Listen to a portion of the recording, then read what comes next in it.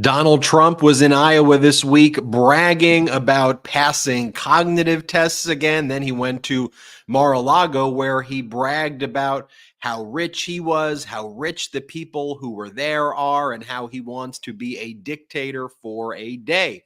Meanwhile, the D.C. Circuit Court of Appeals granted expedited briefing on the issue of absolute presidential immunity in the D.C. federal criminal case against Donald Trump. That, as Washington, D.C. federal judge Tanya Chutkan stayed that criminal proceeding pending the resolution of the appeal. Briefing on the appeal will conclude now on January 2nd. So it looks like there is going to be about a 45 to 60 day delay in the DC case, which is set for trial on March 4th, 2024. Thank you, Alina Habba, by the way. The Second Circuit Court of Appeals ruled that in the E. Jean Carroll defamation case, the next one, that's set for trial on just the issue of damages next month, that Donald Trump waived the defense of absolute presidential immunity in that civil case by not raising it as an affirmative defense for over 3 years. Then, in a separate case before the Second Circuit Court of Appeals today involving Michael Cohen's lawsuit, where he sued the government for being placed in solitary confinement in 2020 when he wouldn't waive away his ability to write a book, the Second Circuit panel asked Alina Habba about the Blassingame case. And she said, Blassingame? I'm sorry, I don't follow. Blassingame v. Trump? That was decided in the past 2 weeks, the key case on the doctrine you're talking about, absolute presidential immunity, where it was rejected upon Donald Trump's assertion because it was alleged that it was election and campaigning activity. She didn't know what the case was. Then Rudy Giuliani's on trial in the defamation case. He was too scared to testify at the defamation case against him brought by Ruby Freeman and Shay Moss. He promised he would testify, but you know how it goes with MAGA. The case is now with the jury. Rudy Giuliani has already been found liable, so the case is just about damages and punitive damages, and Freeman and Moss are asking anywhere between $15 and about $45 million, and then punitive damages on top of that. Stocks are soaring. All economic indicators are tracking in a positive direction. The story of 2023 seems to be that a year when every financial analyst predicted a damaging recession, what actually turned out was an economic miracle, an economic boom thanks to policies by President Biden. Then let's talk about the absurd, frivolous impeachment inquiry into President Biden by MAGA Republicans who don't even know and can't articulate what the crime is that they're investigating as it relates to President Biden. I think the connection here is that they've discovered that President Biden is actually Hunter Biden's father. Meanwhile, Hunter Biden showed up on Capitol Hill ready to testify publicly at the committee hearing, but the MAGA Republicans led by James Comer wanted a secret deposition, not public testimony. Go figure. And although Republicans want to take a winter vacation right now, President Biden and Democrats are working to make sure there is funding for Ukraine, and they are prepared to work into next week as all the MAGA Republicans are whining that they want to go home. This and more on the MeidasTouch Show. I'm Ben Meiselas, joined by Brett and Jordy. A lot to discuss, fellas. A lot to discuss indeed. I feel like we wake up every single morning with a lot to discuss, and then the news cycle just gets crazier and crazier and crazier. Ben, I caught something that you said in the beginning, a major revelation that these Republicans came up with this week. Are you telling me Hunter Biden related to Joe Biden? Whoa. It turns out that Hunter Biden is actually President Joe Biden's son, and that during a very dark time in Hunter Biden's life when he was suffering from serious drug addiction, his father loved him, took care of him, and said that he would be there for his son. I love you, son. And for the MAGA Republicans, that means that there's some deeper operation taking place. Yeah, I mean, the whole thing is honestly just atrocious. What they're doing to Hunter Biden and frankly to President Biden here, I think is just absolutely disgraceful. I think in any other time, pre-Trump, pre-MAGA, it would be treated as kind of with the disgust that it deserves. But today, that level of disgust within the Republican Party, it's just kind of like their MO. As we watch how Rudy Giuliani's been handling this phase of the trial, which is now currently for just damages, like he's already been held liable for the actual defamation. To see him continuously dig in and defame Ruby Freeman and Shay Moss in the same ways that Donald Trump continues to defame E. Jean Carroll, it just continues to show you just the total lack of morality of this MAGA movement. And it just leaves me feeling gross. And I hope Rudy gets hit with the biggest judgment imaginable. Hey, Brett, the impeachment inquiry was of such a pressing nature that as soon as the vote was taken, MAGA Republicans going back home and taking a vacation. A 3-week vacation. And they just 3 weeks. 3 weeks? Who gets a 3-week vacation? And they just came off their Thanksgiving vacation, and they had a vacation right before that. And then they get to come to the halls of Congress and they get to go, Joe Biden's never working. Joe Biden, look at him on vacation over the weekend, when he's actually working just from his home over the weekend, working 24 hours a day, 7 days a week, while they are literally taking 3-week vacations at a time. They always take vacations too after moments of extreme failure. If you notice, like it's a common theme with the Republican Party. After they ousted their speaker and then they took multiple rounds and many days, weeks to elect a new Speaker of the House, the second he got in charge, Speaker Mike Johnson, what do? Okay, that's enough for the day. That's enough for this session. I will see you later. And they took a vacation. Like they do. They are the last people in this country who deserve a vacation. And they are the same people who look down on actual working people of the country, who actually bust their ass day in and day out. And we'll show us some of these clips too. Like they don't even hide it. You have Donald Trump at Mar-a-Lago just basically saying, rich people, just wait for all the things that I am going to do for you. And then the working people of America are supposed to look at that and go, that's my guy. That's my guy. I don't think so. We're not letting that slide here on the MeidasTouch podcast. Jordy, what's new in your world? Brett, you say that, they go on these vacations after they oust the speaker or after they cause this chaos that the MAGA Republicans love to cause. And you're exactly right, because they think that's the job. And when their re-elections come up, they're going to be sorely confused, mistaken, out of a job, quite frankly, when they have to go back to their constituents and be like, hey, this is what I did. I elected a speaker after 15 rounds, and then we got rid of him. And then we yelled Hunter Biden for 12, 14 months and didn't pass a single thing to help you. And then when Hunter Biden shows up, we go, nope. Secret deposition for you, not the one in front of the public. And one of the things that's brewing right now, Jordy, and I want everybody to kind of pay close attention to this, are people in the MAGA movement are very displeased, I will say, with MAGA speaker Mike Johnson, who is like the most extremist speaker we have ever had. But why are they displeased? Because he was seen walking through the halls of Congress with former Republican Speaker Paul Ryan. What? And why are they displeased? Because he's engaged in discussions to possibly give Ukraine more aid so that Vladimir Putin can be defeated. What? What a traitor. That's what MAGA says. Meanwhile, you have MAGA Mike Johnson. He literally went on Fox the other day. Jordy, to your point exactly. Mike Johnson goes on Fox and he says, Brett Baier asks him, so what's the top priority, right? You guys are in control of the House. What's your top priority right now?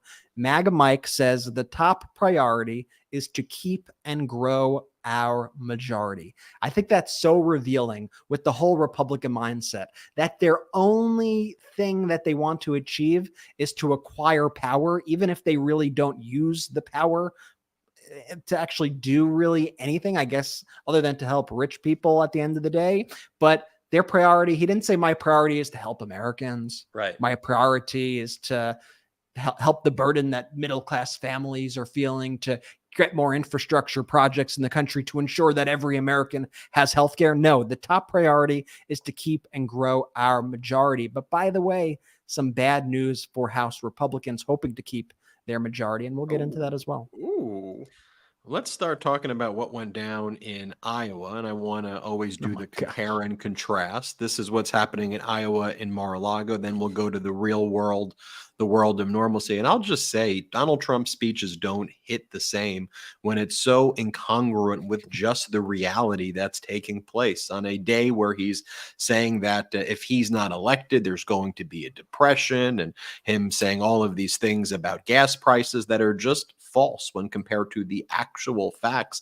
Just kind of shows what a loser he is. And he looked very unwell also. And I think one of the things that was the catalyst for that was the DC Circuit Court of Appeals expediting the briefing on the issue of absolute immunity. I think that Donald Trump in the morning thought that when Judge Tanya Chutkan stayed the criminal case, it was like a big moment for him. And then the DC Circuit Court of Appeals kind of dashed his hope, and it all happened in like a 6-hour period. And he is really terrified, the same way Rudy Giuliani is terrified of accountability. Heck, they're terrified of even taking the witness stands. Let me show you this one right here.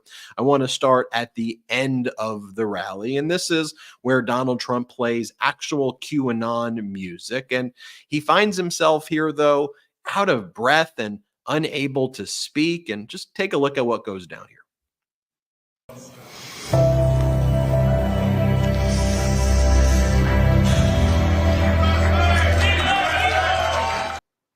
Okay, that's bizarre. And I want to show you, I want to show you here as well. Like, you know, in normal political times, the candidate speaks about issues like jobs and infrastructure and healthcare and the military and protecting our vets and taking care of them and education. No. Donald Trump wants everybody to know that his golf game improves significantly.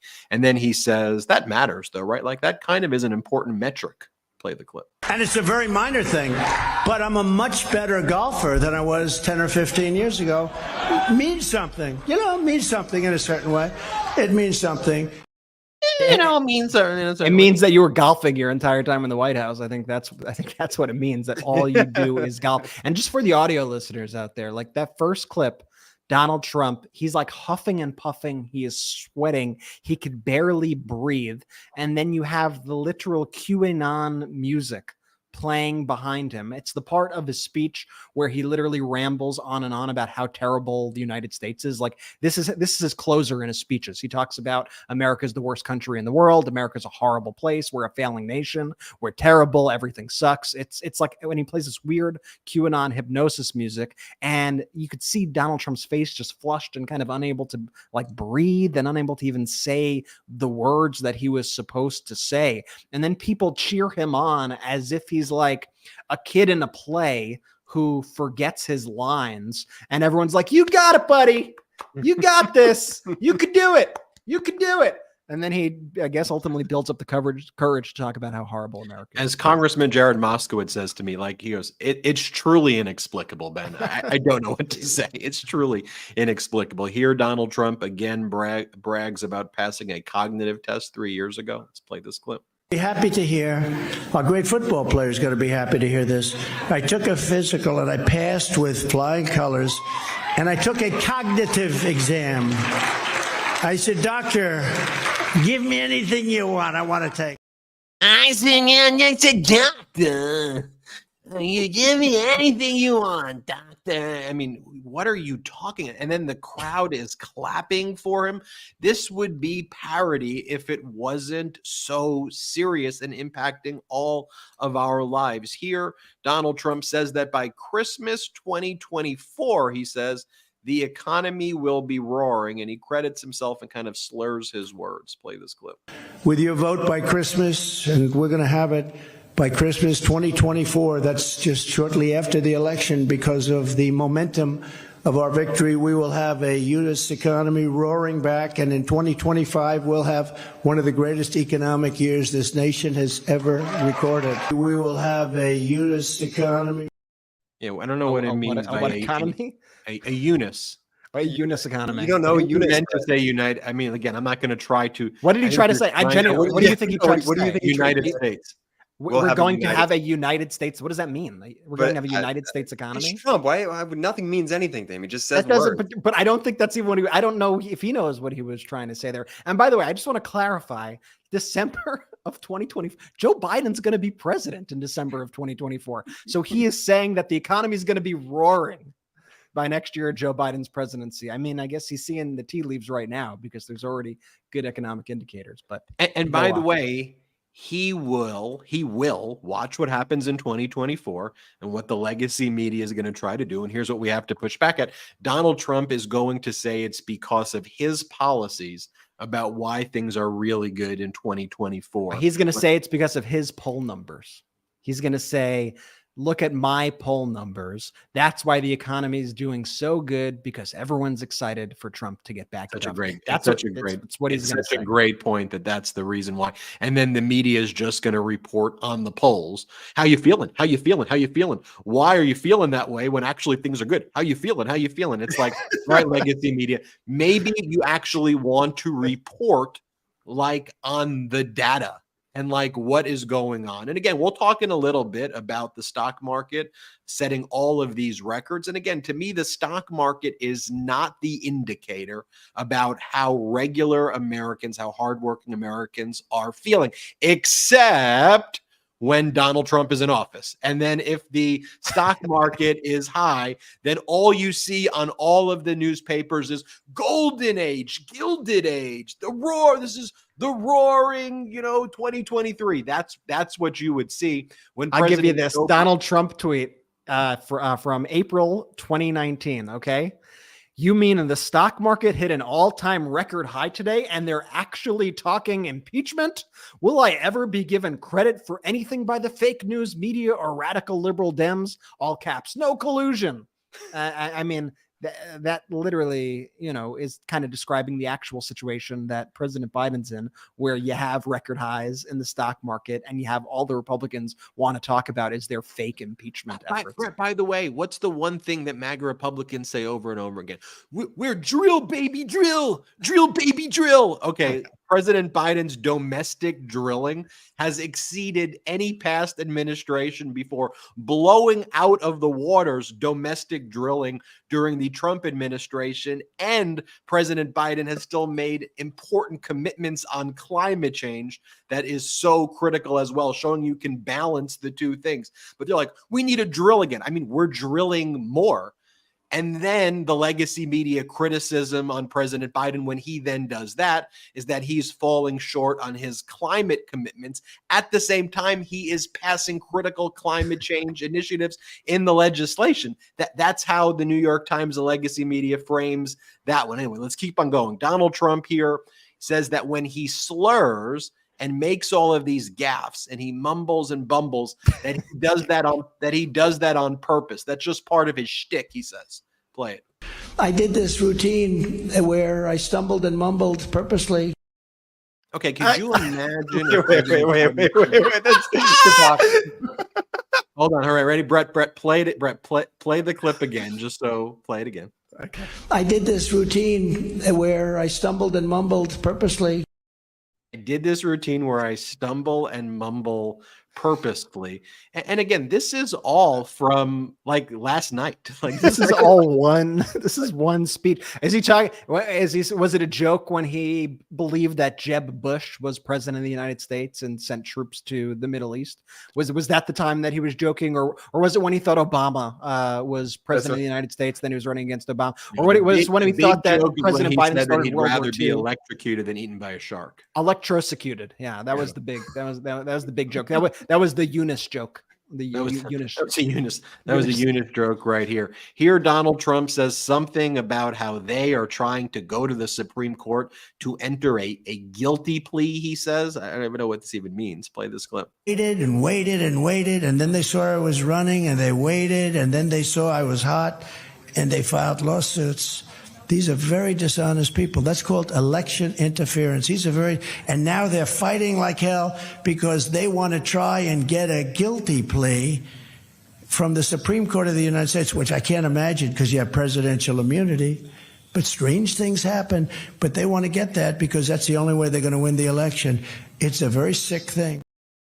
What's very sick is him using the words. He goes, this, and then he goes, they, with the accordion hands, and he goes, they saw I was hot, and now they saw I was hot, he says. And so they're going to the Supreme Court to enter a guilty plea. By the way, Donald Trump's lawyer, Alina Habba, said that she wants, on behalf of Donald Trump, the Supreme Court to intervene.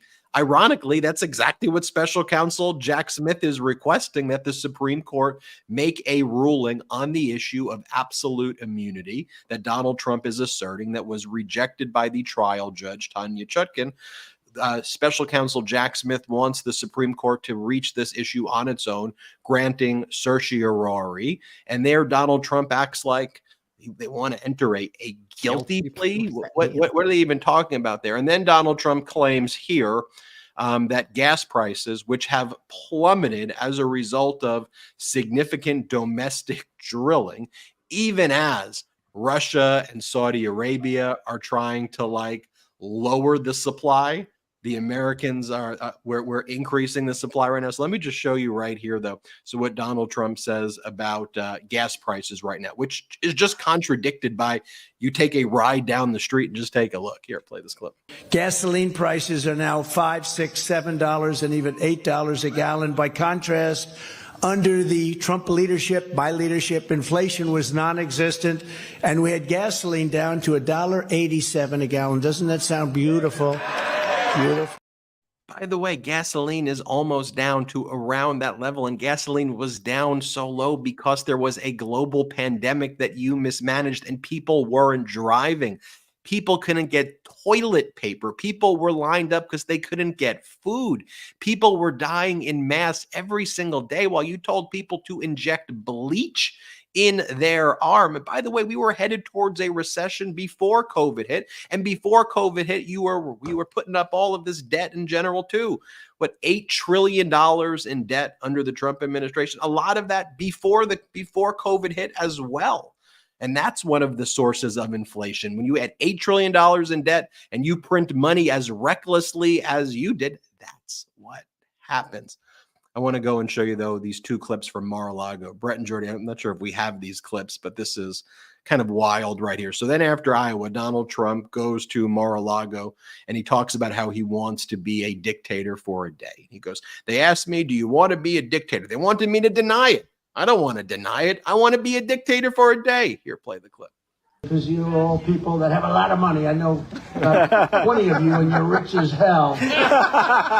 We're going to give you tax cuts. We're going to pay off our debt. We're going to do all of the things that we have.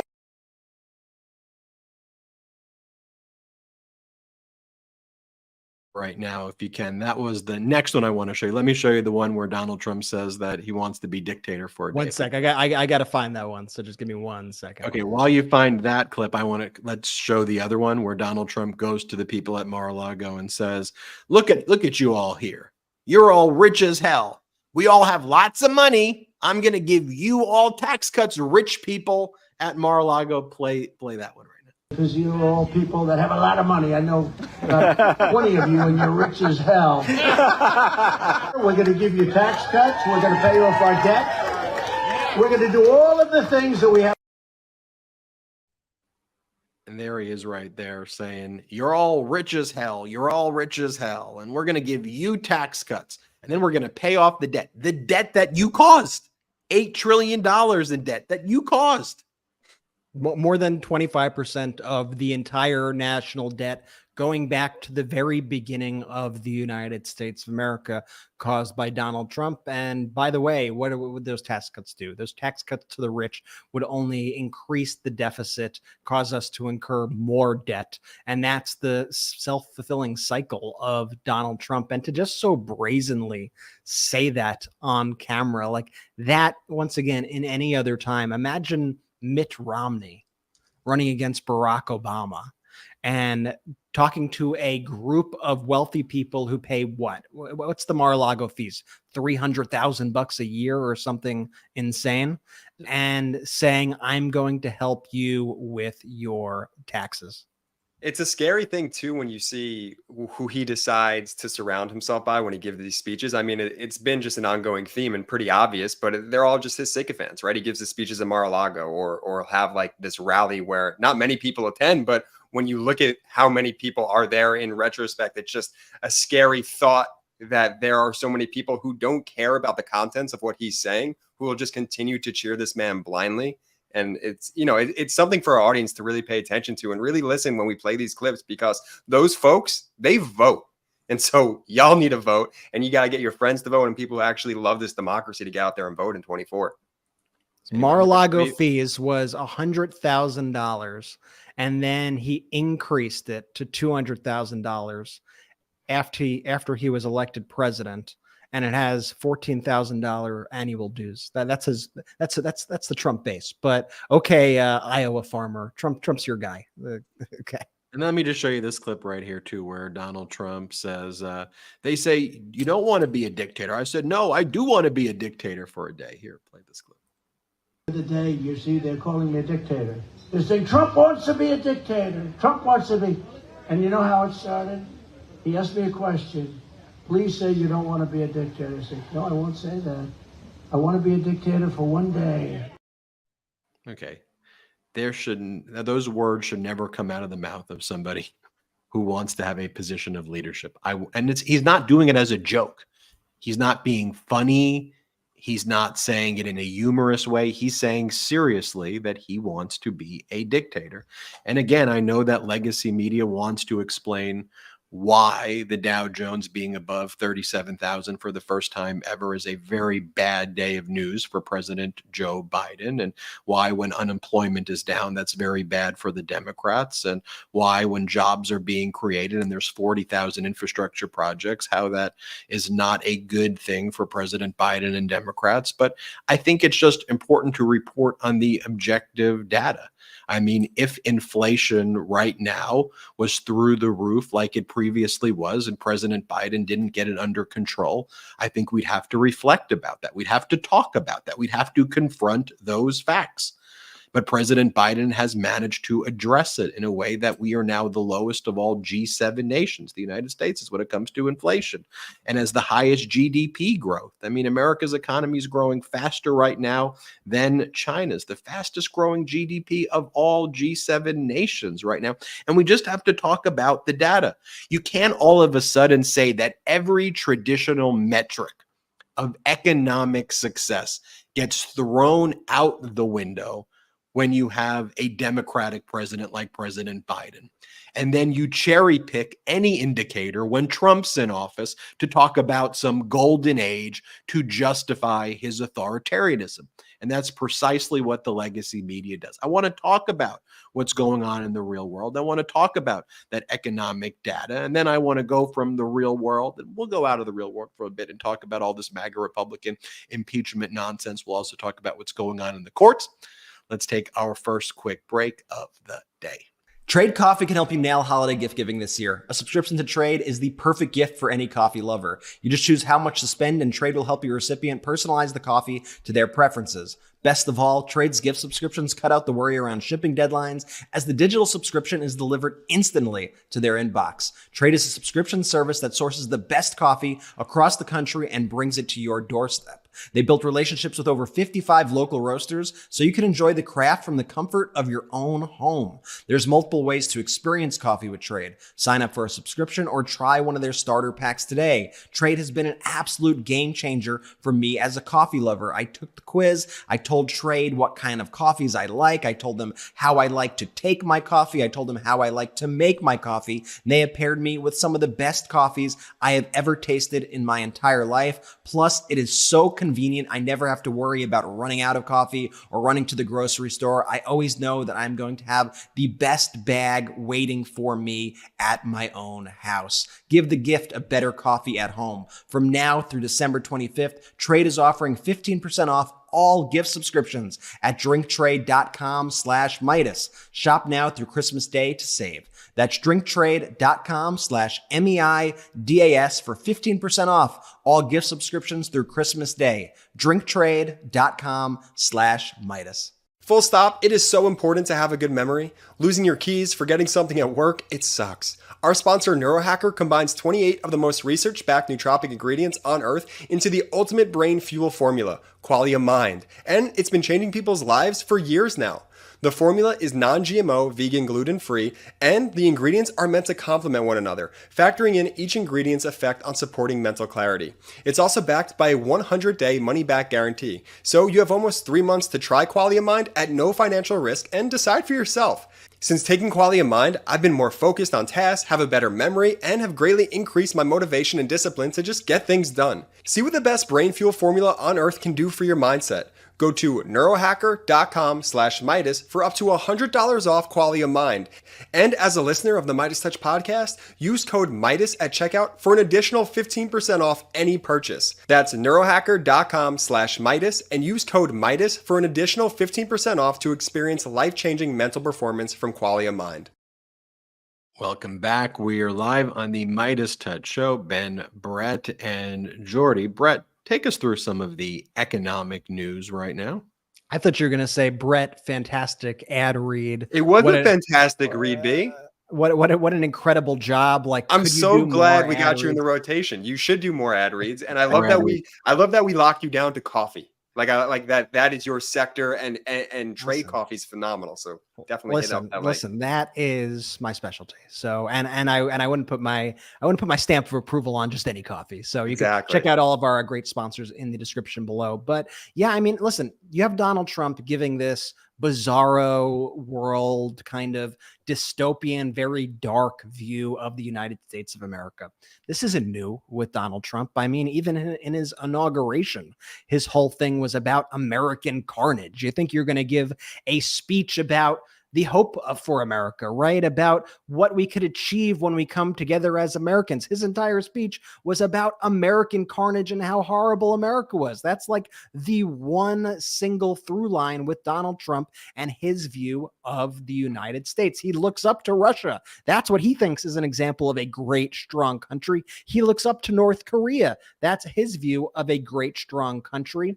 But you know what? Sometimes reality gets in the way. So just as we saw right there just a night or two ago, Donald Trump in Iowa speaking about, and he says things also like, if Joe Biden is elected, we're going to have a depression, the likes of which you've never seen. Well, you know what? Joe Biden is currently the president, and we're actually experiencing incredible economic growth. But it's not the first time that he's tried to do this sort of fear-mongering technique. Let's go back to the 2020 debates. Y'all remember the 2020 debates between President Biden and Donald Trump. And what did Donald Trump say then?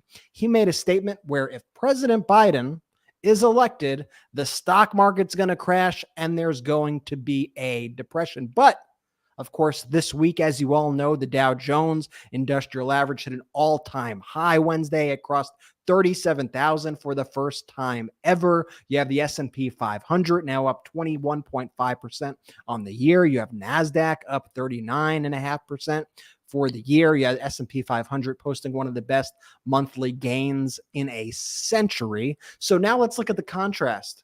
Donald Trump's words during his debate with Joe Biden and Fox, I had to include Fox, and CNBC speaking about the actual reality. If he's elected, the stock market will crash. Okay. So, the Dow's never been higher. The other averages racing along. That bell marks a new record high for the Dow Jones Industrial Average, going to close above 37,000 for the first time ever.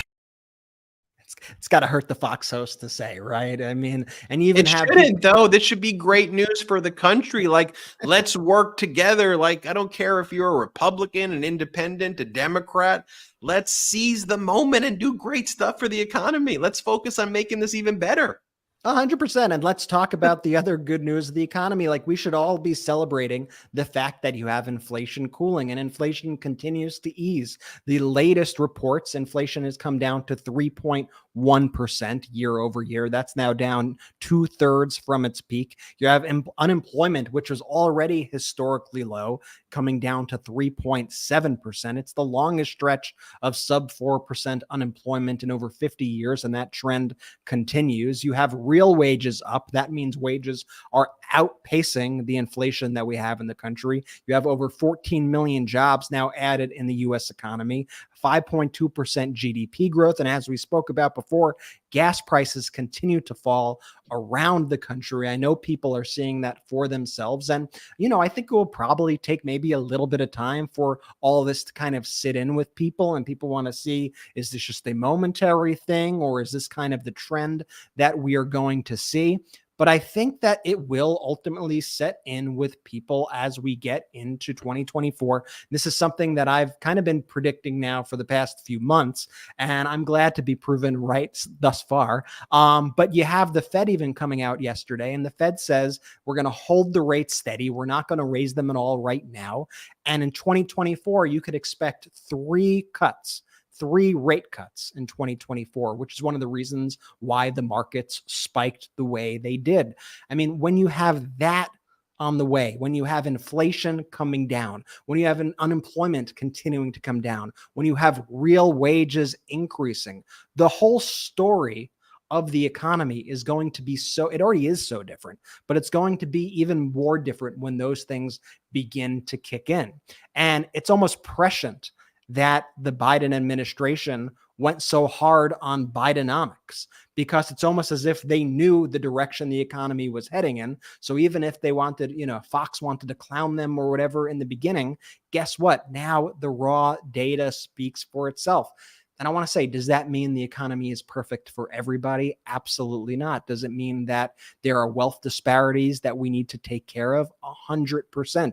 Like Ben said, also, the stock market is not the economy, but it is a metric that Trump would be spiking the football in if he had that sort of economy going. And he did when there were previous records being set that were far below what the stock market is right now. Trump spiked the football at every opportunity that he could get. And it is meaningful to folks who have retirement accounts or own stocks or have 401ks. I mean, that is a meaningful thing for a lot of people in the country as well. So we need to celebrate the wins, and we need to fight to improve the other areas. But these are all very positive signs. And I think that it will begin to actually impact things, the way people are feeling about things going forward as we cross into 2024 and things continue to improve and set records the way that they are doing, because this is honestly a record-breaking economy. And also, like, nobody really expected to have this sort of confluence of events here, where you have both a hot economy, low unemployment, and inflation coming down. I'm sure a lot of people have heard this term countless times. We need a soft landing. We got to get the economy. It's got to be a soft landing. And a lot of people, I know a lot of economists, rolled their eyes when the Fed and when people in the Biden administration said we need a soft landing. But here's our soft landing. The plane might not be fully on the ground yet, but the wheels are down, and it's certainly looking like we are heading in that direction, which is honestly a testament to the way the administration has handled things. Every financial analyst, not like most, every major financial analyst predicted recession, and some a very, very bad recession. So what was different here? Bidenomics. What was the variable here that the financial analysts did not take into account? Bidenomics and those policies spurring the economy. And when want to see how prepared I am for you, Ben? Bottom up, when you actually focus on bottom up, middle out, and not this trickle down crap, and you invest in the American worker, right? That's what Biden's policy. Let's invest in the American worker. Bottom up, middle out. Let's focus on rebuilding the middle class here. Why would we go and try to give billionaires and decamillionaires more excessive privilege, unfair privilege? Why would we do socialism for billionaires? That makes no sense at all. And hope that they trickle it down on us after they buy their 10th yacht or 12th private jet. That's the Republican policy that doesn't work. And Biden's like, we're going to do it differently. And that's what's working. When you have 40,000 infrastructure projects across the country, that means you're putting Americans to work for good paying jobs. And then that actually has an aggregate effect. So here's why I like predicted where you're going to go. And we did not discuss this beforehand. And this clip is not even on our outline that we create for the shows.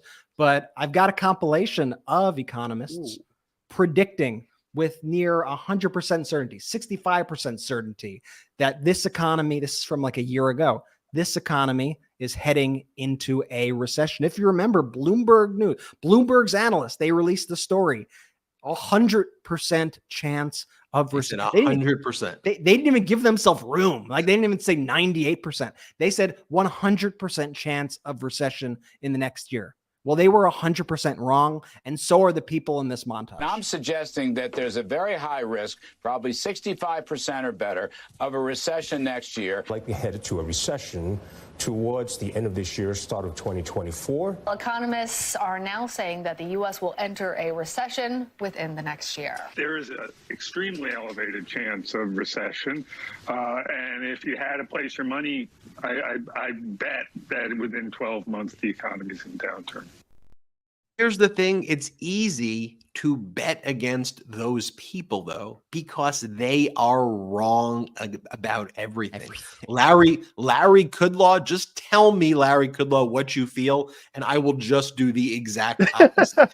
He just goes on there and tries to do it in a very just kind of, I say it's 65%. You're just making that up. Like, Totally. But it also goes, it shows you, though, how the media seizes on some narrative, and then they dug in on that every single. It's a very lazy perspective, Ben, to your point too, because there's a concentric circles here that are overlapping, right, between these financial analysts in that sector and the people who did the voting and the polling for predicting the red wave.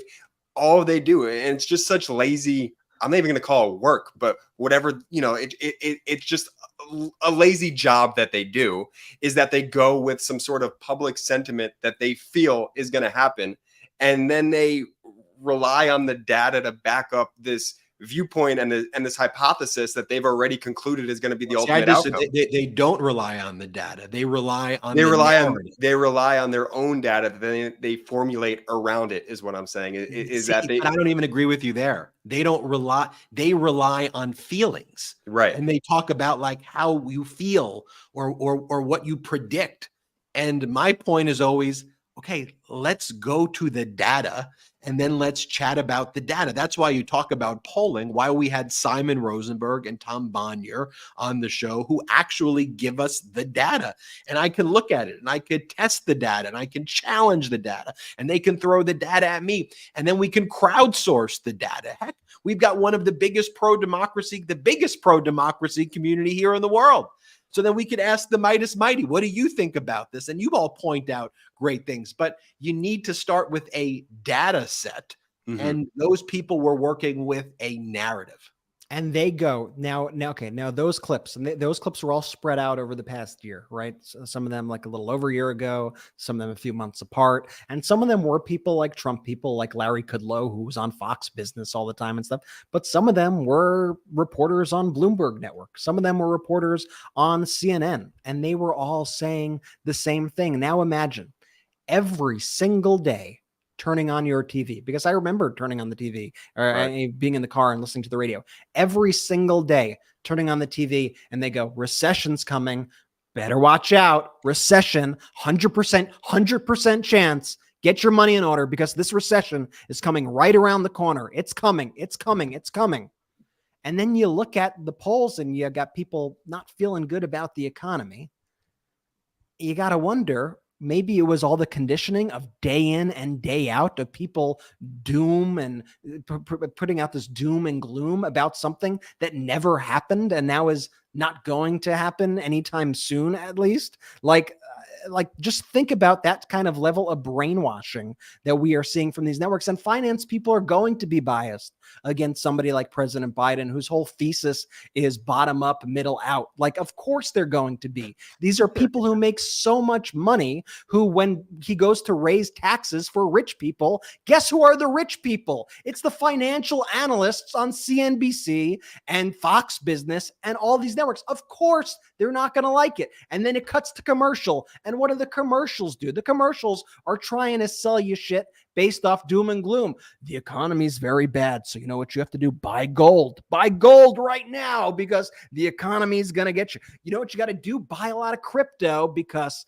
you know, once the economy tanks, you're going to want that crypto because once the banks fail, then you have all the crypto bros, right? All the crypto people. They were trying to cause runs on the bank. You remember when they were trying to cause runs on the banks? All those dudes who are friends with Elon Musk, like this was a whole coordinated effort to scare people into thinking the economy was bad so that rich people could get richer. And they all got exposed. I'm sorry. They all got exposed. Such a good point. One of the first things that Elon Musk did with Twitter was it was then kind of utilized by all of those finance bros who jumped on it, and they were basically trying to scare people and do the runs on the banks. Like that's what was going on. And that was what, like a year ago, a little over Probably a year not ago. even. Was it even? I don't even know. It was what's his name? I can't even think of their names. But that's the why on the All In podcast. Yeah, but that's why it's so important though, again, that we focus on the data and we test the data and we try to arrive at the facts that way. Should we talk about some court case updates? Oh, I love a good legal update or legal updates, and there are plenty of them. And Ben, I'll let you, of course, take the lead on. Well, first we got what could have been bad news: that federal judge Tanya Chutkan issuing a stay in the Washington, D.C. federal criminal case, and that would halt all proceedings there. That case is set for trial March 4th of 2024. So that happened earlier in the day.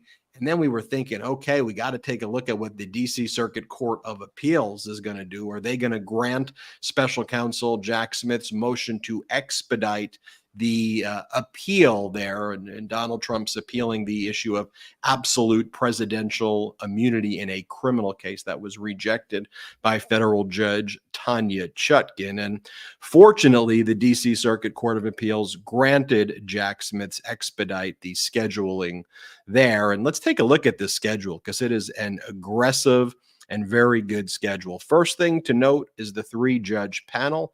Judge Henderson, a George H.W. Bush, and prior to that, a Reagan appointee. Childs and Pan, Judge Childs, Judge Pan, both Biden appointees. But more than that, just pro-democracy, law and order, no nonsense judges. So you couldn't really have a better panel than this if you wanted a pro-democracy outcome, a law and order outcome, no delays. And they just showed right away that they were not wasting time here.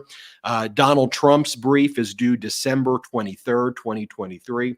In Donald Trump's opposition to this schedule, he quoted Dr. Seuss and compared special counsel Jack Smith to the Grinch, harming the lawyers' vacation schedules. I don't think that this panel took that in a very good. Could I just say though how this backfired so badly on them, because their whole thing was like, and it's the most ridiculous, disgusting argument that they made to. They're like, it's like Jack Smith is over there rubbing his fingers together like the Grinch and saying, "I want to ruin your Christmas cheer." Like they wrote things. They wrote that. Aren't they like that? Like I'm paraphrasing, but that's what they wrote.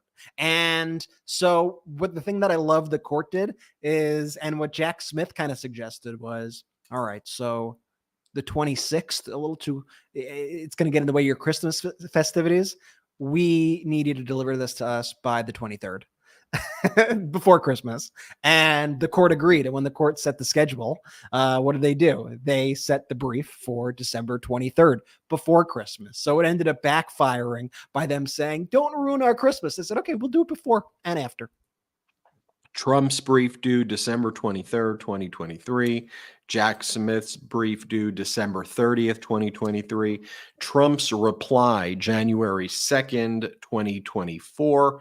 And then I assume there will be oral argument will be scheduled still in early January. I expect before February. My prediction is somewhere between January 10th and January 15th. And I would expect an order denying Donald Trump's appeal, affirming the district court ruling, denying his motion to dismiss the indictment on absolute presidential immunity grounds. I expect that to come before February. So what does that mean for the March 1, 2024 trial date? I think it gets delayed because right now the proceedings there are stayed, but I don't think it gets delayed more than 45 days at this point. So I think that means the trial probably starts April or early May. It's still possible it could start March 4th, 2024. But I think given that there's now going to be 30 to 45 days of no activity, it's hard to imagine it starts March 4th, 2024. And at the same time, special counsel Jack Smith went directly to the United States Supreme Court and said, look, while we're before the DC Circuit Court of Appeals, because this issue is so important to our democracy, Donald Trump's assertion of absolute presidential immunity, Supreme Court, you should grant certiorari right now. You should grant oral argument right now before we even have to go through an appeals process. Now, that kind of shifts the burden to Donald Trump. What's Donald Trump going to argue? No, Supreme Court, don't make a ruling on absolute presidential immunity, which I claim I have. Donald Trump's brief is due December 20th there, and I expect Donald Trump to argue, no, Supreme Court, do not make a ruling on this right now, which kind of shows that Donald Trump doesn't believe there's kind of a great degree of urgency, or it's that important that the Supreme Court even needs to hear it. So it was a strategically brilliant move by special counsel Jack Smith to try to force that issue, right? Donald Trump, you'd expect, hey, I appointed 3 of these Supreme Court justices. It's a right-wing Supreme Court, right? There are 6 right-wing Supreme Court justices on there. So shouldn't they be favorable to Donald Trump? No, because Donald Trump's claim is so outlandish that he's claiming absolute presidential immunity in a criminal case. So special counsel Jack Smith is confident, saying, okay, Donald Trump, if you're confident, let's go to the Supreme Court right now. So we'll see ultimately what Donald Trump does there, but I expect Trump to file a brief on December 20th when his brief is due, basically saying, no, slow it down, delay, delay, delay. But now you have 2 tracks, right?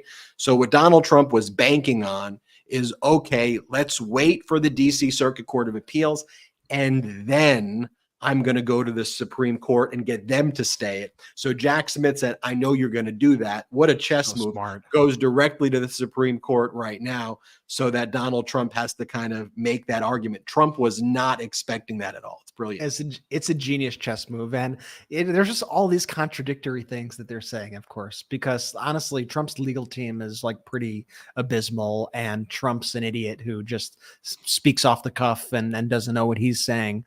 But like, they're boxing themselves into this weird place now, because on the one hand, you have Trump's lawyers trying to do everything they can now to like delay the Supreme Court, right? Like they don't want this to be heard before the election. They want to keep trying to push this thing back.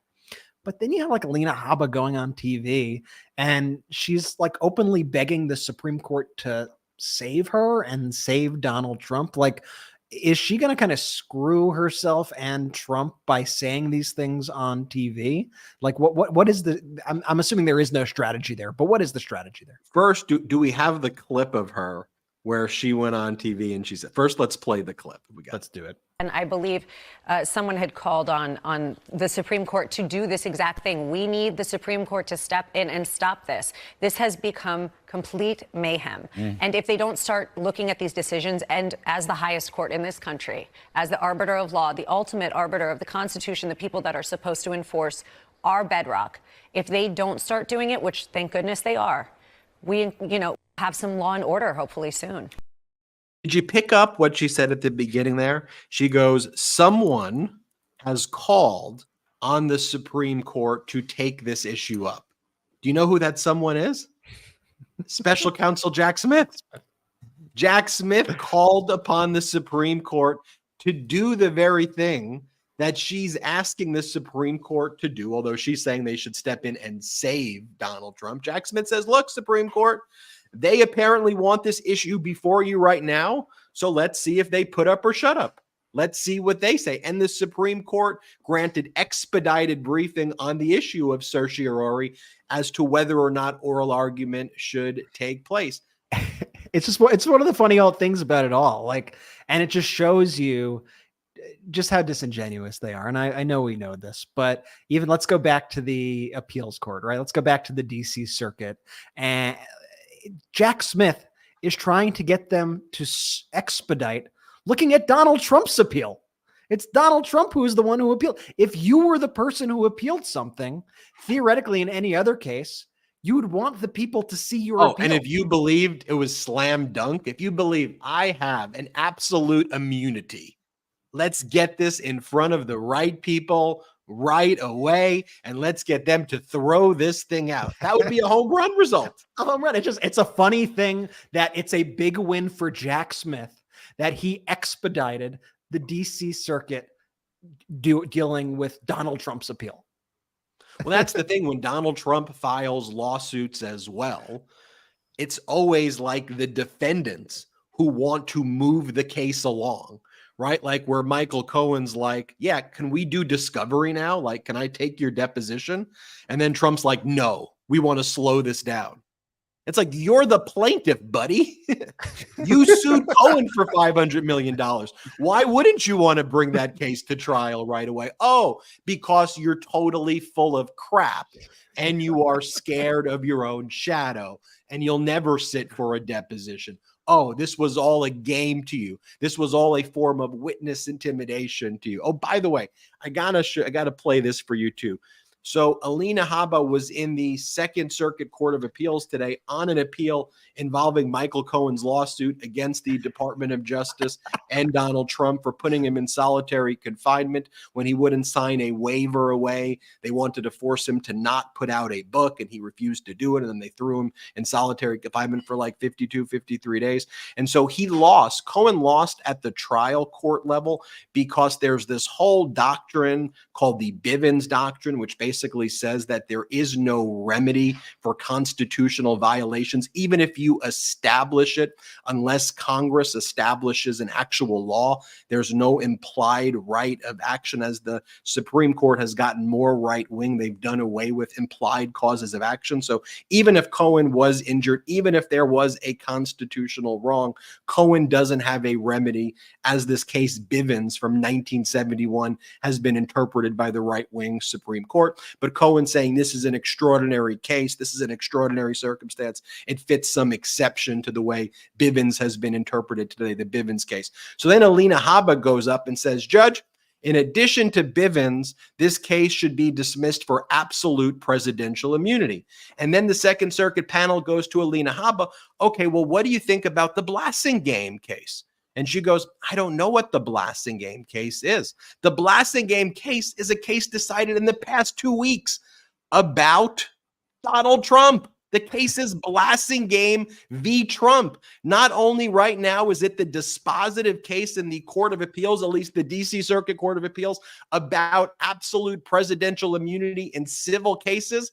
It's about absolute presidential immunity in civil cases regarding your client, Donald Trump. How do you not know the Blassingame case? That's your case. That's her case. You're supposed to be your client's case.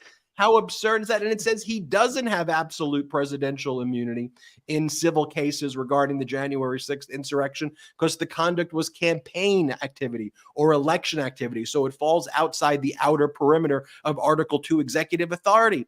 Heck, I know it. All the Midas Mighty know what Blassingame is. She doesn't know. We made a joke about it in a few episodes when you were like, and guess the name of the case. And then you said Blassingame. And I was like, oh, that was on the tip of me and Jordy's tongue. Like, we've talked about it that much that it's become a joke on the show. It's like not knowing to put your name on the SATs. Like, you're arguing absolute presidential immunity. Blassingame is the case. If you were to teach a course on absolute presidential immunity, it could be called absolute presidential immunity in the world of Blassingame. Like, that's how dispositive it was. you have to look back on, and I got to go, well, look, in 1971, the Supreme Court ruled this in Bivens, and then no. This happened 2 weeks ago about flying. During this oral how does it end for Habba, Ben? Like we've already seen him turn on Takapina. He turns on all of his former lawyers. Where are we 10 years from now? Like what is the outcome of Alina Habba and her role Have you heard of a network called Fox Newsmax? OAN. I mean, look, there was a recent lawsuit against Bedminster that also has some really horrific conduct it alleges against Alina Habba. Right. They say that Alina Habba was grooming this victim, it was alleged, to try to get her to sign a settlement agreement releasing sexual harassment claims against one of the bosses at Bedminster. And then once Alina Habba secured the settlement agreement, and it's alleged that Alina Habba said the settlement was tax-free, it's alleged then that Alina Habba then just basically ignored the person, and it cites a lot of text messages between them, and then that the settlement agreement was Alina Habba, a lawyer, and the non-lawyer victim of the sexual abuse is what's alleged. But let me play you this oral argument from the Second Circuit Court of Appeals from earlier today. Play this clip. Okay, are you familiar with Blasingame versus Trump, the DC Circuit case that was recent? Let me see if it's in my, not off the top of my head, Your Honor. Okay, they got this issue before we did, and obviously it is not binding authority on us, but it is persuasive, and I was hoping that you could react to it, but you don't have any reaction to it at this time. I don't, but I can say that if it's not from the Supreme Court, and the Supreme Court has made very clear that we are not to extend Bivens unless it passes the two-factor test. My colleague, right? That's a official act case. It's more dealing with the immunity. Okay, but if you're not prepared, I'm happy to talk about the immunity in official acts. Actually, Mr. Cohen's complaint states on paragraph 47 that at all relevant times herein, the individual defendants acted within the course and scope of their employment. And under the color of law. So right there, never mind Bivens, the president, he admits that the president was working as within his job as the president of the United States, and his complaint fails under absolute immunity. So frankly, it fails on two levels.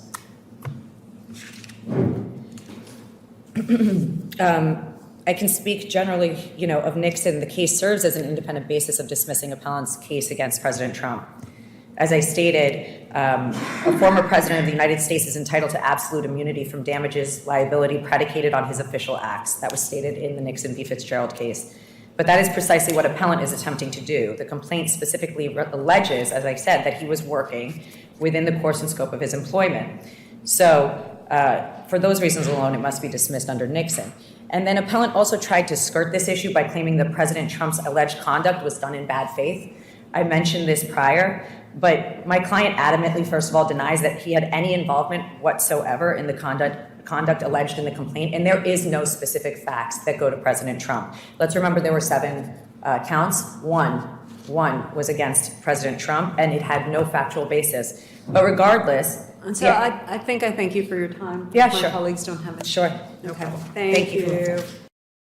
She goes, thank you for your time. Just sit down, you moron. Please just sit down. I was hoping to have a discussion on the case that was just decided in the past 2 weeks about your client, Donald Trump, but you rather cite the 1982 Richard Nixon case, which stands for the general proposition of absolute presidential immunity and not what was actually decided relevant to your client. But like she goes, I have to look through my notes. This is your case. This is Blasingame. Like, what are you talking about? Did you hear the exhausted thank you at the end just to wrap the whole thing up for her? Like that was brutal. You're not on Fox News anymore. Sorry.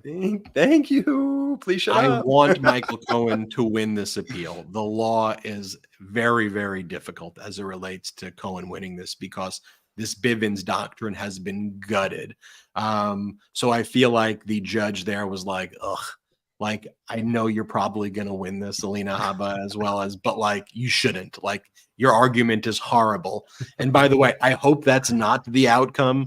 Although I think that if you look at what the Supreme Court's done in gutting Bivens, it's a very uphill battle trying to establish official act liability in a case like that. unfortunately. And that's again with this right-wing Supreme Court. Oh, and then we learned also with the Second Circuit Court of Appeals that Alina Habba failed to assert, and Trump's lawyers failed to assert during the relevant time period, absolute presidential immunity as an affirmative defense in the E. Jean Carroll's other defamation case, which is set for trial in January. Remember, that involves Donald Trump's conduct in 2019 when Donald Trump was in office. So if you were to ever assert the Nixon case that she talks about there, like if you were to ever actually do it, it wouldn't be in that oral argument right there. Like the one time you would actually assert Nixon is in response to having a lawsuit filed against you while you were in office for defamation. And so E. Jean Carroll sued Donald Trump in 2019. Remember how then Bill Barr tried to substitute in the United States. But what they didn't do, what they didn't assert, and this is really like a check the box thing. All you have to do is put as your affirmative defense, it's one sentence. Our affirmative defense is absolute presidential immunity. They failed to write that for 3 years. And as a result, the Second Circuit said, okay, no, you don't get to assert that now on the eve of the January trial. Go away, waiver. Waiver, you waived it. And by the way, it could have been a tough call. You have to ask, is the conduct, the defamatory conduct, although disgusting, within the outer perimeters per the Nixon case? It's possible that the Supreme Court ultimately rules it does. As abhorrent as the conduct is, I could see them saying it still is an outer perimeter act because it was during a press conference while somebody was in office, even if the conduct was deplorable and disgusting, right? In Blasingame, the reason it was outside the outer perimeter is because it involved campaign activity. The January 6th insurrection has nothing to do with like a press conference while somebody was in office. It was extrajudicial. It was outside of the office itself. So she waived that, and now that's going to cost Donald Trump, I think, at this trial. Like, he's going to get hit for tens of millions of dollars at that defamation case. He's already been found liable.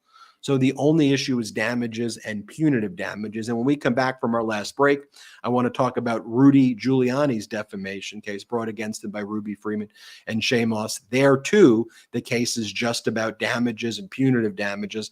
As of this recording, the case is with the jury. We don't have a verdict as of this recording, but we do know that Rudy Giuliani was too afraid to testify after saying he intended to testify. That sounds like a lot of these other people I know. It sounds like Donald Trump and Steve Bannon and all of these MAGA people. Let's talk about that. Let's take our last quick break of the day. Being on top of your mental health game is so important. And as you know, we here at the MeidasTouch Network are working around the clock. And it's easy to fall into bad habits or routines because, well, life gets in the way, especially with your diet. Frankly, I think most people can relate. Everyday life does get in the way, making it challenging to find a healthy snack without all the sugar and junk. Now, if you're busy and constantly on the go like me, you need to try Mosh. It's a protein bar made for your brain. With 6 delicious flavors, each Mosh bar includes 12 grams of protein and is made with ingredients that support brain health like ashwagandha, lion's mane, collagen, and omega-3s. At 160 calories and only 1 gram of sugar, Mosh protein bars are the guilt-free snack your brain and body will crave. Your brain is your #1 tool, which is why Mosh protein bars were mindfully formulated by some of the top neuroscientists and functional nutritionists. Mosh now has a new line of plant-powered protein bars in 3 delicious flavors for those who want all of the protein and brain support of the original bar, now made with plant-based ingredients. I have a Mosh bar literally every day to kick off my morning, and it has totally improved my performance. I love the taste, especially of the peanut butter Mosh bar. Delicious. Not to mention the packaging, it makes it super easy to take them with me if I ever find myself hungry between meetings. Don't settle for a mediocre snack when you can nourish your body and mind with the fuel it needs to succeed. So whether you're at the gym, on the go, or living your best life, Mosh protein bars will keep your brain fit, fueled, and feeling good. Head to moshlife.com/Meidas to save 20% off plus free shipping on your first 6-count trial pack. That's 20% off plus free shipping on your first 6-count trial pack, which includes all 6 mouth-watering flavors. MOSHLIFE.com/Meidas. Welcome back. We're live on the MeidasTouch show. So when Rudy Giuliani stepped out of court during this defamation case brought against him by Ruby Freeman and Shay Moss, he said, I'm going to testify. When I testify, you're going to get the whole story. Heck, I didn't tell the court the whole story before. Even though we filed 70 lawsuits, I hid it for this moment. And now I'm going to have the big reveal. He's going to release the Kraken. I'm going to release the Kraken right now. He waited strategically until the eve of a defamation verdict. And then he was going to testify. Here, play this clip of Rudy outside of court. I was proven to be telling the truth, and they were proven to be liars. Once again, that will happen. When I testify, you'll get the whole story, and it will be definitively clear that what I said was true. When I testify, you'll get the full story.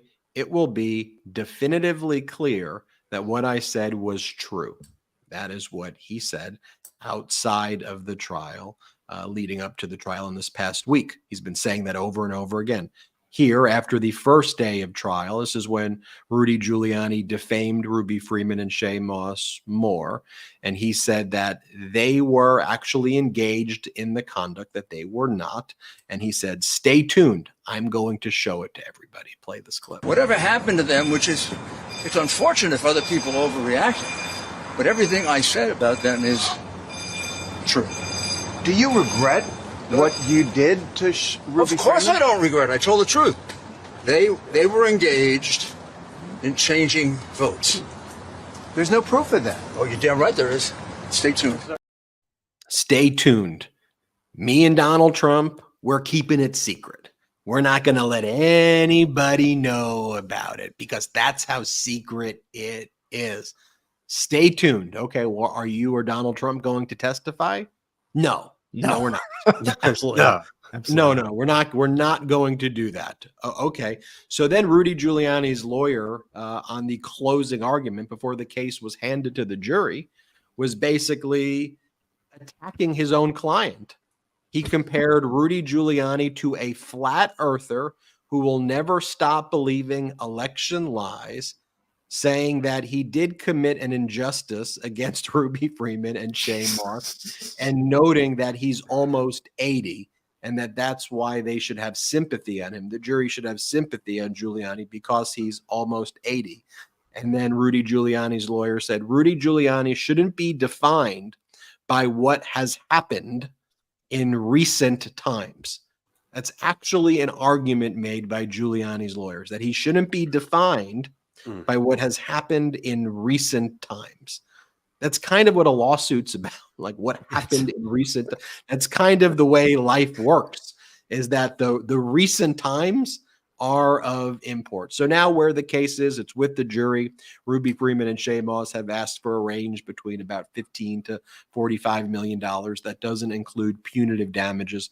The jury deliberated for about 3.5 hours. 1 hour was for lunch. They're going to be coming back on Friday. We expect a verdict on Friday. Brett, as absurd as Rudy Giuliani has been enacted, it's kind of consistent with what we're seeing on Capitol Hill with James Comer, Jim Jordan, Marjorie Taylor Greene, and their BS impeachment inquiry and their BS regarding Hunter Biden, where Hunter Biden agreed to show up, testify publicly under oath, no limits attached.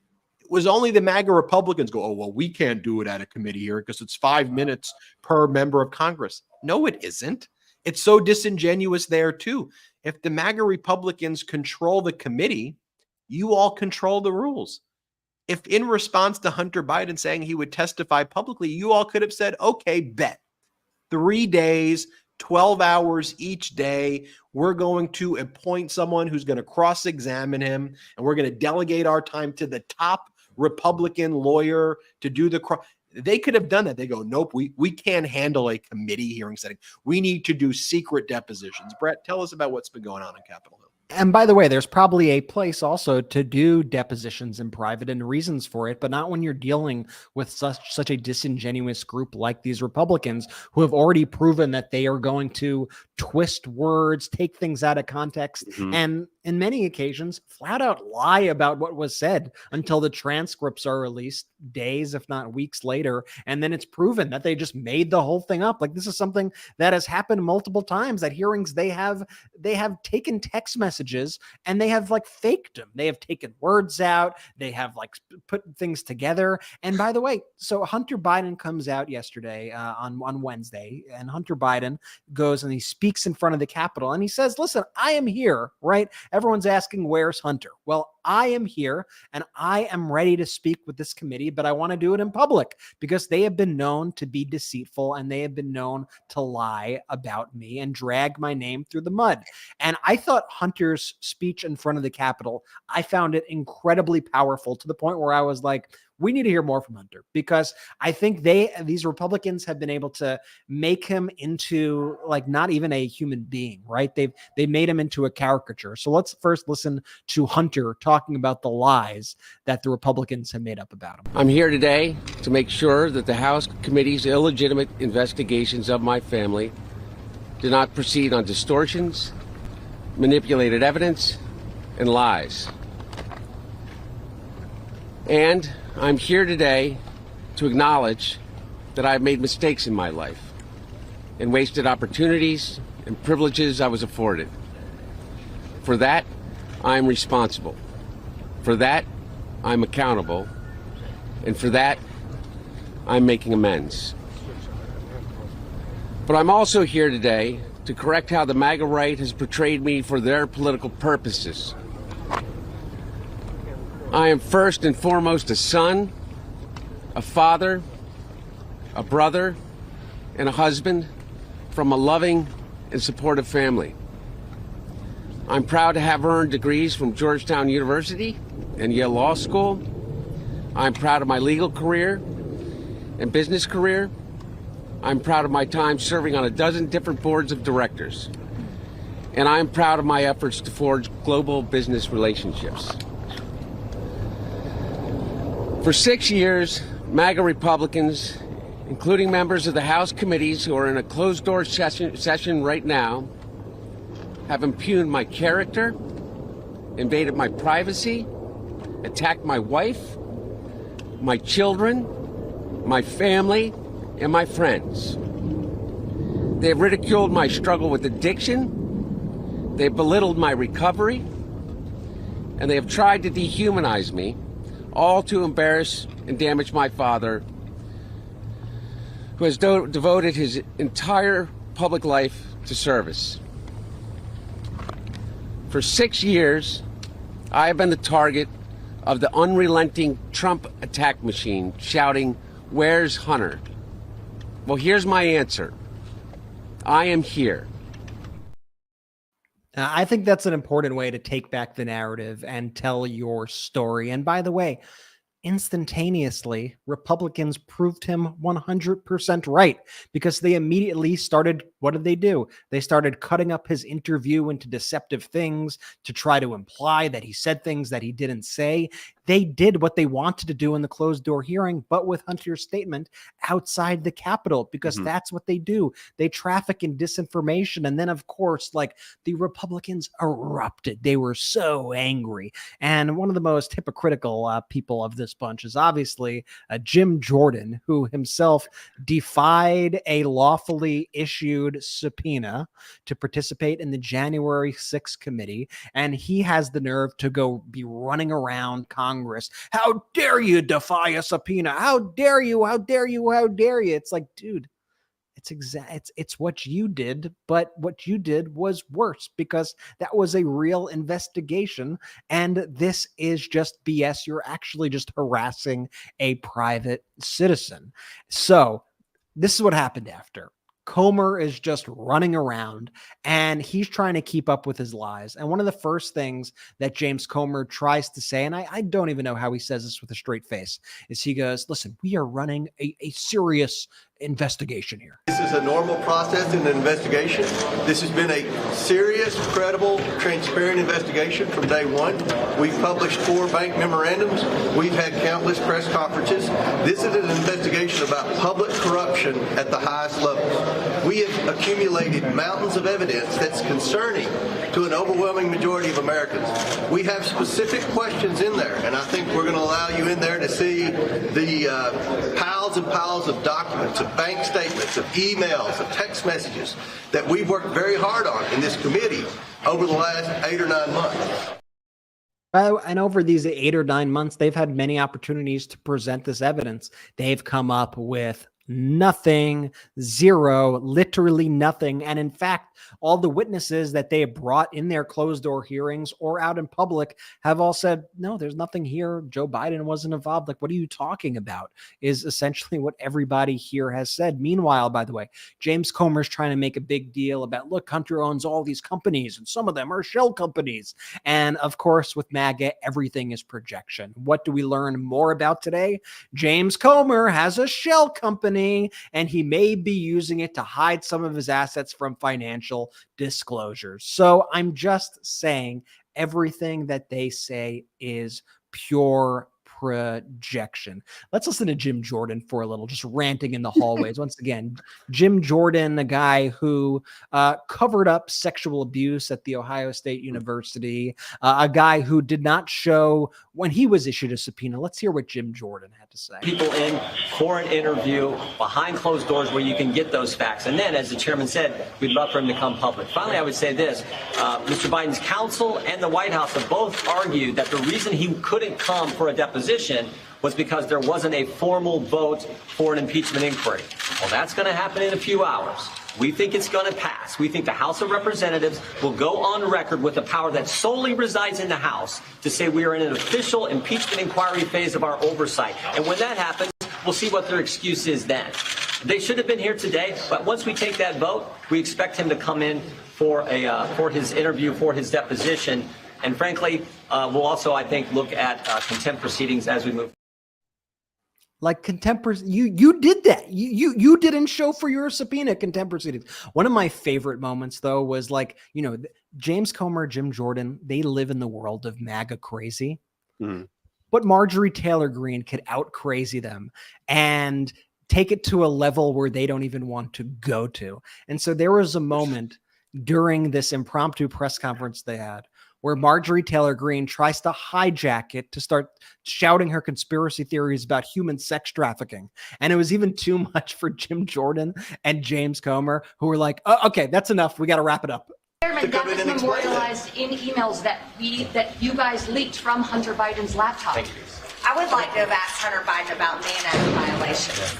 Sex trafficking women across state lines. Thank you all very much. Thank you. That would have been a good question. You don't seem to care about that, though. James Comer's face and Jim Jordan's face when she started speaking. If you're listening on the audio, I recommend you just look. It's absolutely priceless. In this moment, James Comer lets a little bit of the truth slip when he describes what kind of investigation that he's actually engaged in. This has been, I think, the most transparent political or congressional investigation since I've been in Congress for 7 years. The most political congressional investigation. I mean, did I say you got the whole word out too? Usually, like, you stop yourself halfway, but it was such a Freudian slip that it just all came out.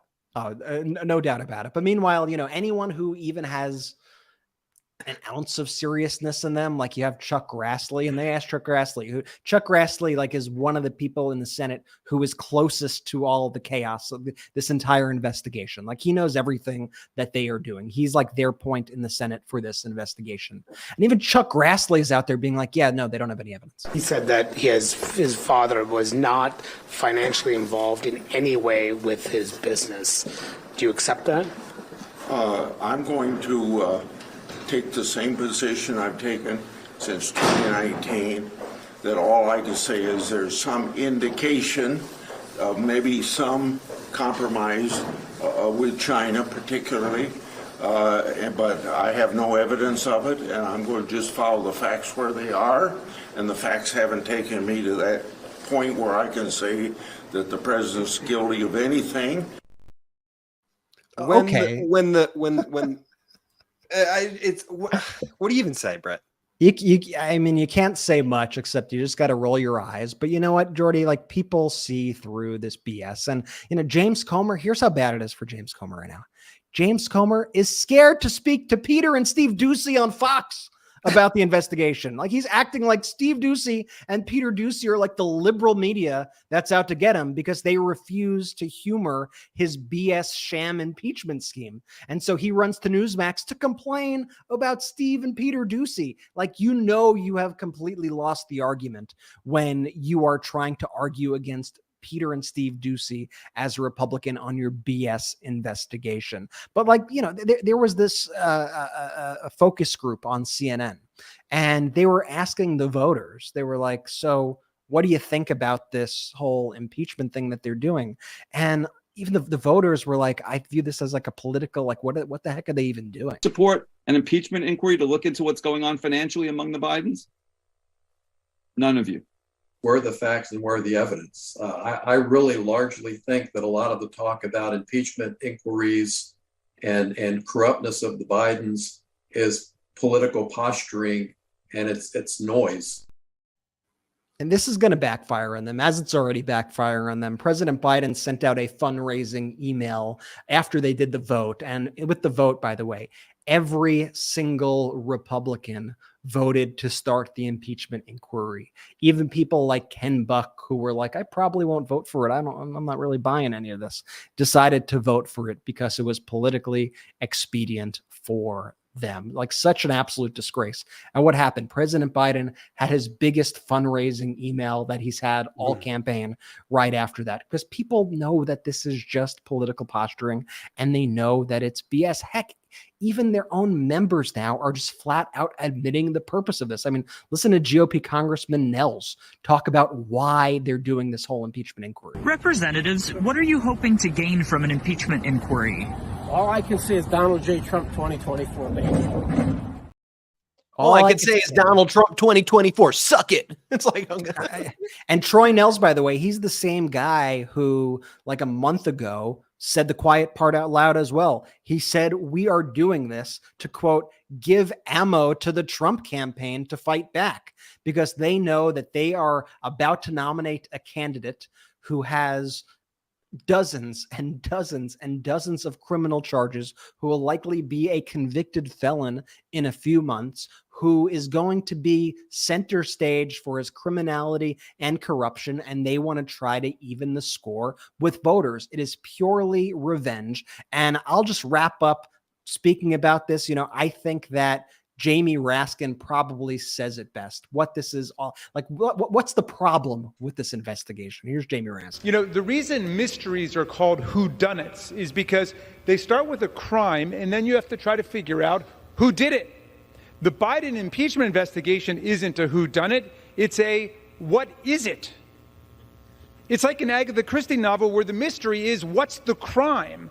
And that gets very tedious very fast. After 11 months of this, no one can tell us what President Biden's crime was, much less where it happened, when it happened, what the motive was, who the perpetrators were, or who the victims were. Maybe the funniest thing I've ever seen in Congress was yesterday in the Rules Committee when Congressman Neguse kept asking Congressman Reschenthaler what the crime was, and Reschenthaler, who's not on the Oversight Committee and is apparently just waking up to the joke, kept saying he didn't know what it was, but that's why we need an impeachment investigation to find out. And Neguse kept asking him, but what will the impeachment investigation be looking for? And finally, Reschenthaler said, a high crime or misdemeanor, and Neguse said, yes, but which one? And so there you have it. And I want to bring you back now to the quote that I told you about in the beginning. That's what MAGA Mike Johnson, the Republican Speaker of the House, said to Bret Baier when asked what his top priority was. Top priority is to keep and grow our majority. This entire thing is to try to hurt President Biden in the polls. It's to try to do everything that they can to keep their majority. But guess what? They've run this strategy now for the past few years, and they've lost every time. They were supposed to have this big red wave. What happened to the big red wave? Never happened. All those elections during the Trump administration, what happened? A lot of losing, whole lot of losing, because these are the tactics that they engage in. Rather than actually help the American people and prioritize that, this is the behavior that they engage in, and they have accomplished nothing. They've done nothing. Tell me what Mike Johnson do. They're not even able to pass Ukraine aid right now. Thankfully, President Biden was able to use his own drawdown authority from pre-approved funds, and he was able to get $200 million to Ukraine in the interim. By the way, that's in weapons that we're selling too, so it actually helps like American weapons manufacturers and helps American businesses. Or like when they say $200 million in aid, that money's actually going to like our manufacturers here in the country. It's not like they send them a bag of cash or a wire transfer. Like that's what it means. President Biden was able to get Ukraine the aid they need at this crucial period of time. It's not nearly enough. There's still negotiations going on in Congress to try to get this aid, and Republicans don't seem to want to compromise right now. Now, the Senate might keep, Chuck Schumer might keep the Senate there into the vacation, try to get something done. And President Biden and the Democrats have already said, listen, we'll negotiate on the border. Like it's important for us to protect Ukraine right now, because if we don't, the consequences can be devastating. And Republicans simply want to help Putin here. I mean, there's really no other way, because if you have, and they also don't want their issues to go away. Like you saw what happened when Roe went away, right? They lost one of their big talking points, and they've been getting crushed in elections. They also don't want their border talking point to go away. Also, they don't want to solve the border issues. They don't want to actually compromise and figure out how to fix this system, because the second the system starts getting better, it's actually horrible for the Republican Party. They're just completely full of crap, to go back to what Ben said earlier. This is the theme with all these MAGA people. They lie, they gaslight, they do not live within reality. And we just need to continue to get across what the reality is and what the truth is. And that's why we do politics different on the MeidasTouch Network, because we don't really follow just the, we don't really promote the gamesmanship at the end of the day, right? We promote the people, and we promote the politicians who support the people, and we call out the politicians who harm the people. It's a very simple formula, right? The top priority should be to help the American people and to make the world a better place, but to start off by helping the American people with jobs, with healthcare, better working conditions, with education, with our military, with our veterans, right? By protecting and preserving Social Security, by keeping that contract with seniors and taking care of our seniors, taking care of our students, by making sure that we focus on helping the American workforce, bringing jobs back to America. And we got to focus on these things. We got to lower prescription drug prices. We got to focus on healthcare.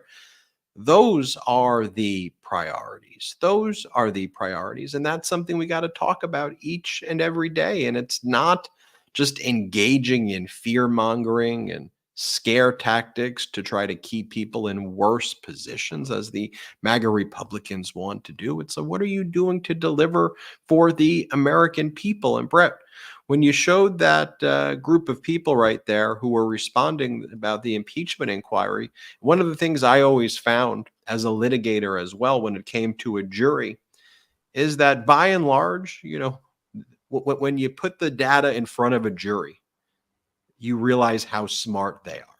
When you put the data in front of the American people, you realize how smart the American people are.